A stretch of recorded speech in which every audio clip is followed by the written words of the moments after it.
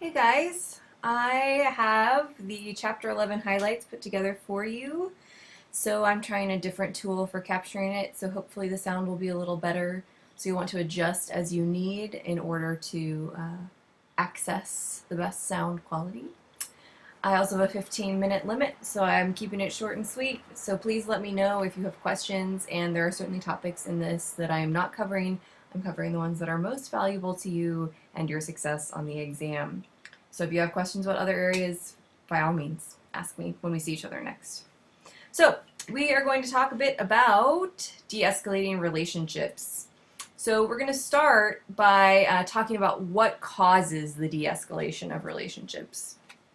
So usually what causes the de-escalation of a relationship is some kind of disagreement over a fundamental issue.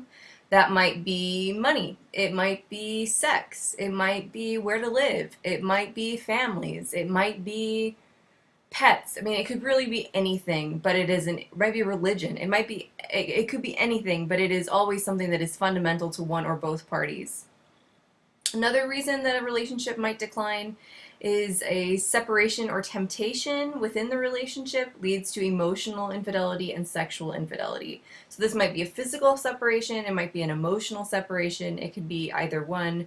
But because there is a space that is created between the two parties, there is some kind of infidelity that has the opportunity to occur. Now we know that infidelity doesn't always occur, but there's the space or the opportunity for it to occur.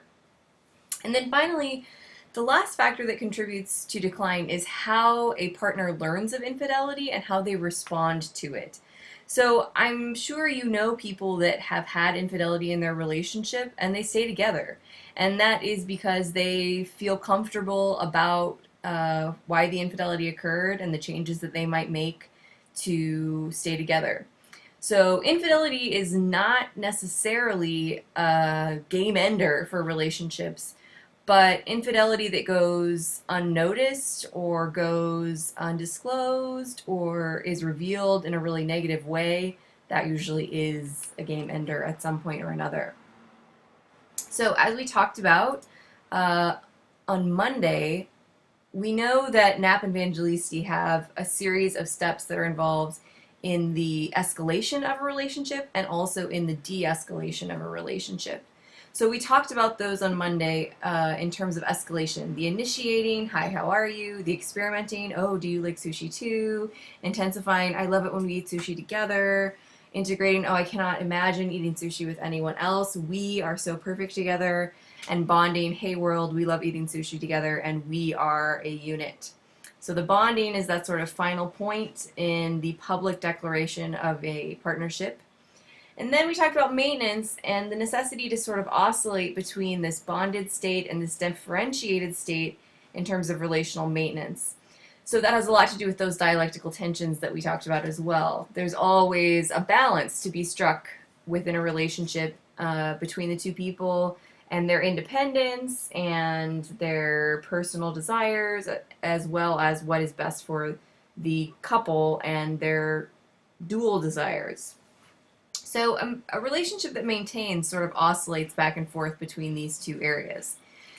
However, this oscillation is also what makes relationships tenuous because there's space there for things to happen.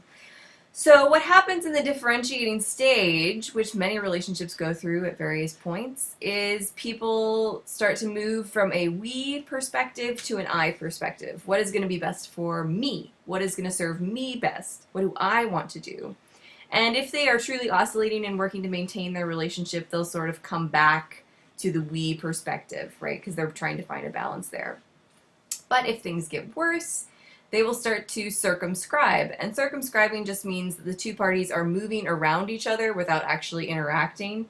So there's less self-disclosure, people might go through their same routines, but they are not actually engaging in a discussion about what's going on in their relationship, why parties might be unhappy, etc. The next step after circumscribing, if things continue to decline, is stagnating. And stagnating is where the relationship really gets distance. So instead of just existing in each other's space and going through the motions, you really start to build more space between you, both emotionally and physically. Someone might move into a guest bedroom. They may no longer really talk to the other person at all. They might be really polite, and it could be that the relationship just puts off the more difficult discussions. But generally speaking, a stagnating relationship has more space, both emotionally and physically. The next step, if things continue, oh, sorry guys. The next step, if things continue to get bad, is avoiding. And this is where, rather than just having space, people actively try to avoid each other. So perhaps somebody moves out. Perhaps they stay at work a lot later. Perhaps they stop calling or writing or texting. So avoiding is exactly what it sounds like. It is actually avoiding contact with the other party. And finally, if things move on to terminating, then there is a public termination where it is shared that the couple and the relationship is completely over. So again, you might think about like removing your relationship from Facebook or something like that. That is a terminating point for the relationship. So at any point, relationships can move up and down through these steps. They can move through them quickly, they can move through them slowly, and if you move all the way to an avoiding step in a relationship, that does not necessarily mean that the relationship will move on to a terminated state. It could move back up and become strong again, but there's also no guarantee that it won't terminate. So these steps are fluid. So, like we talked about in class on Monday, equity is a big part of relationships, and frequently people try to restore equity when relationships are failing. And they try to restore their psychological equity. I talked about this as perceived equity. Your book calls it psychological equity, so that's an important note to make for yourself. Psychological equity, perceived equity are the same. So people try to restore equity in terms of psychological equity and also as actual equity. So the ways that people try to restore psychological equity when they feel it out of balance is they will compare their relationship to others. And sometimes this helps them feel better about their relationship, and sometimes it makes them feel worse. So, none of these are necessarily foolproof methods, but they are things that people do to try to restore that sense of equity or real equity in the relationship. Sometimes people work to find themselves in a state of acceptance for the relationship where they say, okay, this is what it's going to be, and I'm okay with that, right? And they accept that perhaps their partner gets to spend more time away from the home and they have to spend more time in the home, or whatever the perceived equity issue might be. They work to come to terms with it. Some people will just hold out hope for improvement. They'll say, okay, well, someday this will change, and I'm just going to stick it out until that happens. And the other thing people will do is they will lower their expectations, right? If you have a lot of expectations in your partner and that's part of what's causing a problem in terms of perceived equity, sometimes people lower them. And sometimes that works for them, and sometimes it continues to be a problem. I'm sure you know people who have been in relationships with others that have very low expectations, and then they seem to keep lowering them and keep lowering them and keep lowering them in order to excuse for the person that they're seeing. And so that can be really dangerous, particularly because people will continue to lower those expectations without recognizing what that really means in terms of the unbalance in their relationship.